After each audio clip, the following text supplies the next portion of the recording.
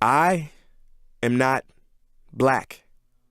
I mean, that's what the world calls me, but it's not me. I didn't come out of my mother's womb saying, "Hey everybody, I'm black."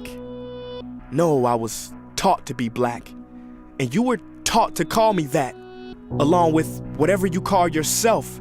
It's just a label. See, from birth, the world force feeds us these labels, and eventually we all swallow them. We digest and accept the labels, never ever doubting them. But there's one problem. Labels are not you, and labels are not me. Labels are just labels. But who we truly are is not skin deep. See, when I drive my car, no one would ever confuse the car for me. Well, when I drive my body, why do you confuse me for my body? It's my body. Get it? Not me. Let me break it down. See, our bodies are just cars that we operate and drive around. The dealership we call society decided to label mine the black edition, yours the Irish or white edition. And with no money down, 0% APR, and no test drive, we were forced to own these cars for the rest of our lives. Forgive me, but I fail to see the logic or pride in defining myself or judging another by the cars we drive. Because who we truly are is found inside.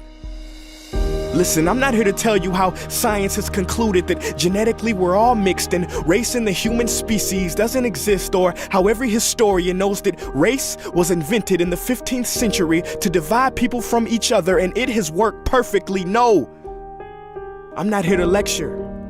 I just want to ask one question. Who would you be if the world never gave you a label? Never gave you a box to check? Would you be white, black, Mexican, Asian, Native American, Middle Eastern, Indian? No, we would be one. We would be together. No longer living in the era of calling human beings black people or white people. These labels that will forever blind us from seeing a person for who they are, but instead seeing them through the judgmental, prejudicial, artificial filters of who we think they are. And when you let an artificial label define yourself, then my friend, you have chosen smallness over greatness and minimized yourself, confined and divided yourself from others. And it is an undeniable fact that where there is division, there will be conflict, and conflict starts wars. Therefore, every war has started over labels. It's always us versus them. So the answer to war, racism, sexism, and every other ism is so simple that every politician has missed it. It's the labels. We must rip them off. Isn't it funny how no baby is born racist, yet every baby cries when they hear the cries of another? No matter the gender, culture, or color, proving that deep down we were meant to connect and care for each other.